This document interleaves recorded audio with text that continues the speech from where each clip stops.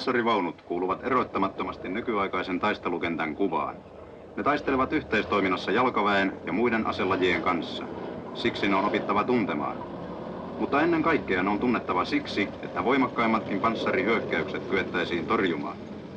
Panssarit tukevat nykyaikaista hyökkäystä kaikkialla. Ne seuraavat hyökkäyskärjen mukana ja ovat joka hetki valmiina avaamaan tuhoavan tulensa. Taistelukentällä näkyy samanaikaisesti ehkä useita kymmeniä panssarivaunuja ja muita panssaroituja ajoneuvoja.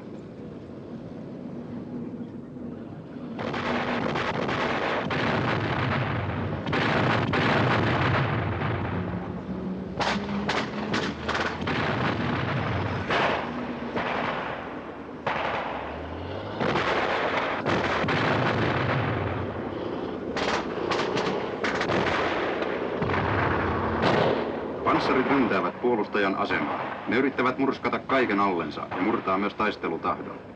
Mutta vaikka joitakin pesäkkeitä jäisi hyökkääjän jalkoihin, on muiden pidettävä paikkansa sivustoilla ja takana.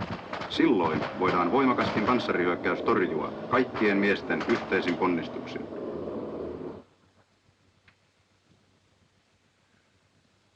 Panssarivaunujen käyttö taistelukentällä perustuu niiden suoraammunta tuleen, joka tuhoaa vihollisen tuliaseet ja pesäkkeet hyökkäyksen tieltä.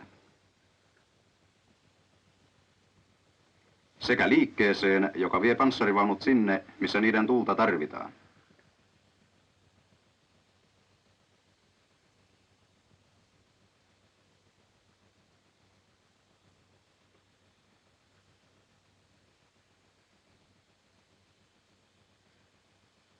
Panssarivaunu ei ole pelkkä kone, joka syöksyy tunteettomana taisteluun.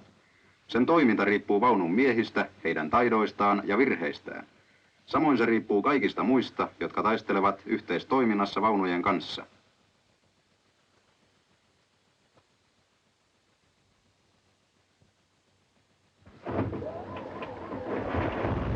Panssarivaunuja voidaan johtaa merkeillä ennen taistelua, mutta luukkujen sulkeuduttua käytetään radioita sekä vaunupuhelinta, jolla johtaja ohjaa miestensä toimintaa vaunun sisällä. Ajaja näkee luukustaan riittävästi voidakseen täystää etumaastoa ja valitakseen ajotie.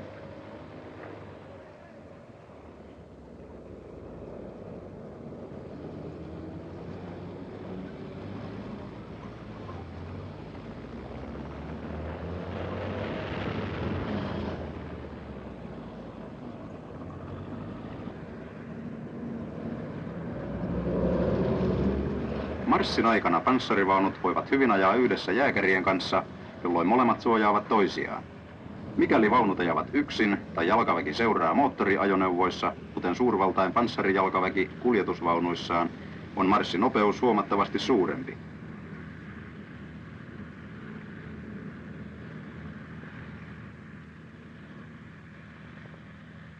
Marssitie tiedustellaan ennakolta, sen heikot kohdat tutkitaan ja tarvittaessa korjataan.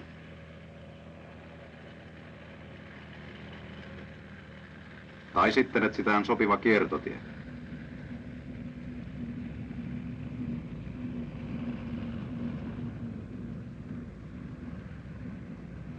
Jääkärit voivat tässä jatkaa esteettä marssiaan, mutta heikko silta ei kestä raskaita panssarivaunuja.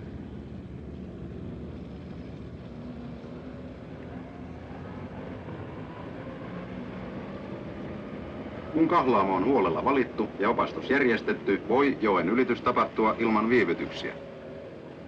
Kovapohjainen joki, kuten tässä, on helppo ylittää, mutta lieju on petollista.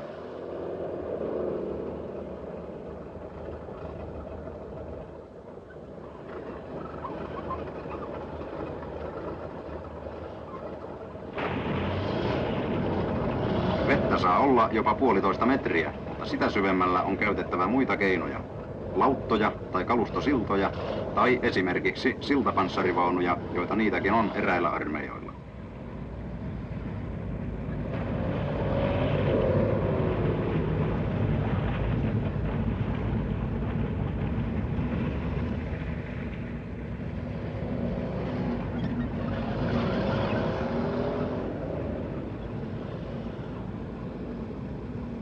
Tielle päästyään panssarivaunut tavoittavat taas nopeasti jääkärien rivistön ja marssi jatkuu hidastumatta.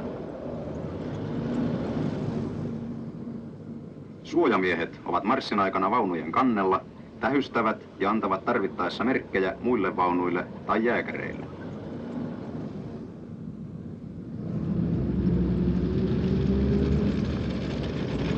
Metsä tarjoaa suojaisen etenemistien lähtöasemaan, mutta panssarivaunujen taistelumaastona se on huono.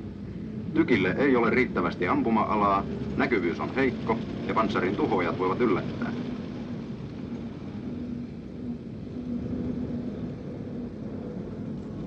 Sitä varten suojamiehet liikkuvat aina panssarivaunujen mukana niiden turvana.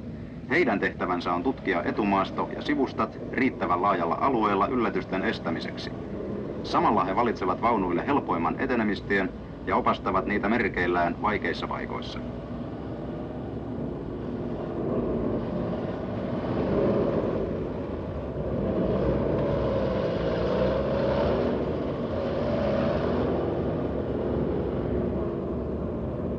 Sanotaan, että panssarivaunu voi ylittää suon, jossa mies kävelee jalkoihin katsomatta.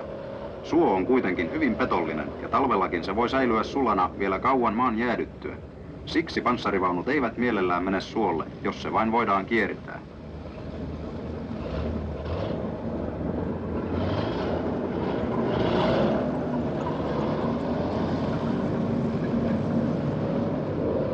Suuretkaan maaston korkeuserot eivät muodosta voittamatonta estettä, kunhan etenemistie valitaan oikein. Tarvittaessa vaunu nousee hyvinkin jyrkän rinteen. Mutta liukas keli tai pehmeä maa saattaa tehdä tepposet.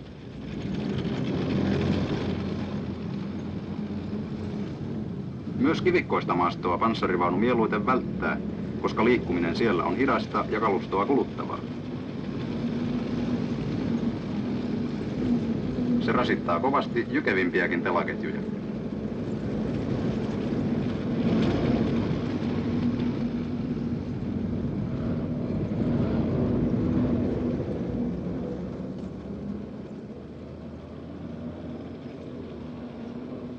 Vaatimatonkin estekaivanto tai valtaoja voi saada vaunun hetkeksi pysähtymään, vaikka se olisikin helppo ylittää.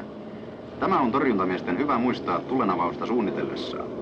Mutta on myös muistettava, että jos panssarivaunuja tarvitaan taistelua tukemaan, ne saadaan kyllä mukaan vaikeimmankin maaston ja sen esteiden yli. Aikaa ehkä tarvitaan runsaammin ja usein apuvälineitäkin, mutta vain harvoin voi maasto estää toiminnan kokonaan.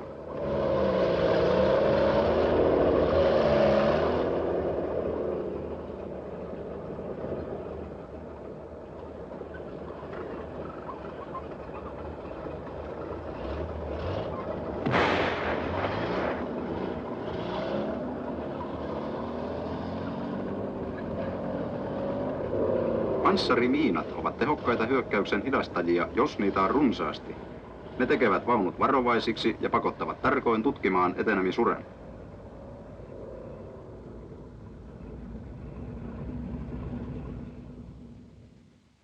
Panssarivaunun tärkein ase on tykki, joka ampuu 5–10 laukausta minuutissa tarkkaa tulta lähes 2 kilometrin etäisyydelle.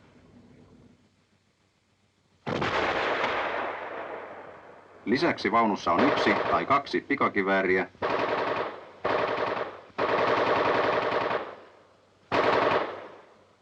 ja tornissa ilmatorjuntakonekivääri.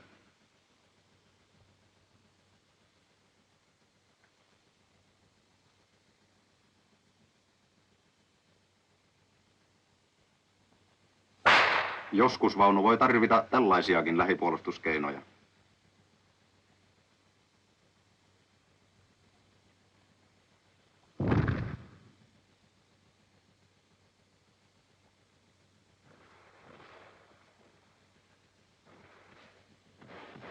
Torjuntatulelta suojautuakseen se voi hetkessä levittää eteensä savuverhon joko savunheittimillään tai käyttäen varustukseensa kuuluvaa tehokasta savurasiaa.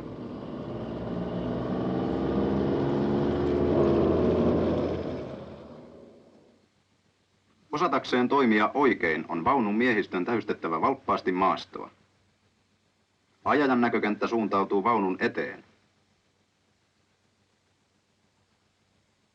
Johtaja voi tähystää joka suuntaan, mikäli muilta tehtäviltään ehtii. Ja ampujan huomio on kiintynyt putken osoittamaan suuntaan.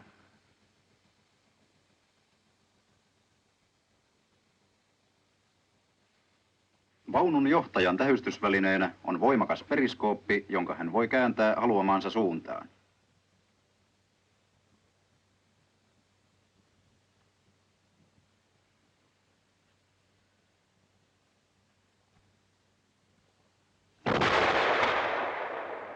Maali löytyykin, vihollisen torjunta-ase.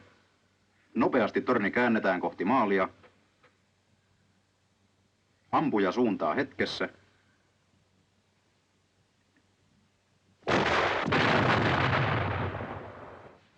Ja lataaja työntää heti uuden laukauksen valmiiksi putkeen. Kaikkien aseiden tuli keskitetään murtokohtaan, jotta hyökkäys voisi edetä nopeasti ensimmäisten tukikohtien läpi syvälle puolustusasemaan.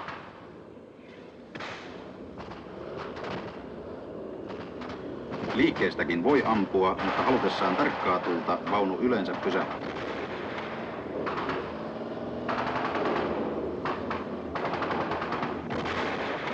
Avomaasto on panssarivaunujen taistelutannerta.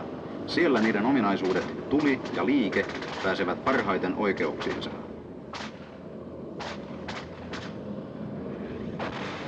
Mutta myöskään vastustaja ei ole toimeton.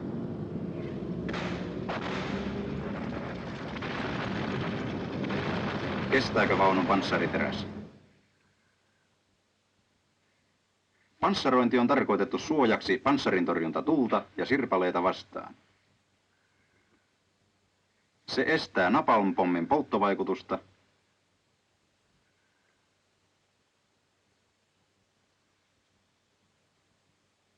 ja vähentää ydinräjähdyksen säteilyn tuhoja ja painevaikutusta.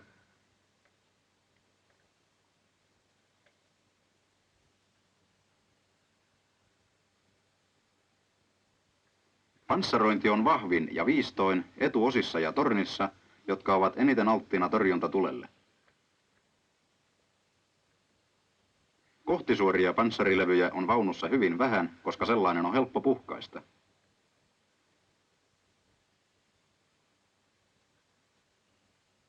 Viistolevy on jo paljon pahempi purtava.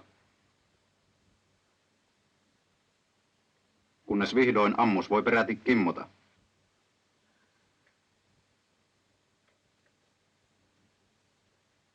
Huomaamme, että paksu, mutta pystysuora panssari ei ole yhtään parempi suoja kuin ohut, mutta viistoon asetettu levy.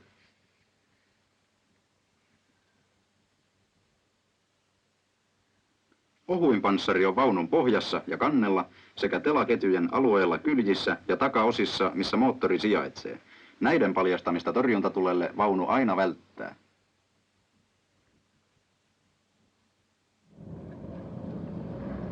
Mutta paksuunkin panssari voidaan puhkaista nykyaikaisilla torjunta-aseilla, ellei vaunu käytä oikein maaston ja nopeutensa tarjoamaa suojaa yhteistoiminnassa suojamiesten ja muiden joukkojen kanssa.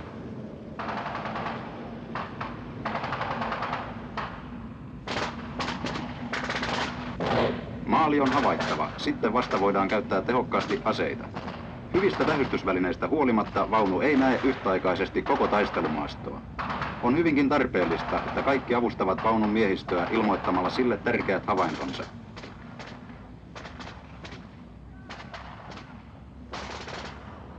Panssarivaunujen tuli on tarkkaa ja tehokasta.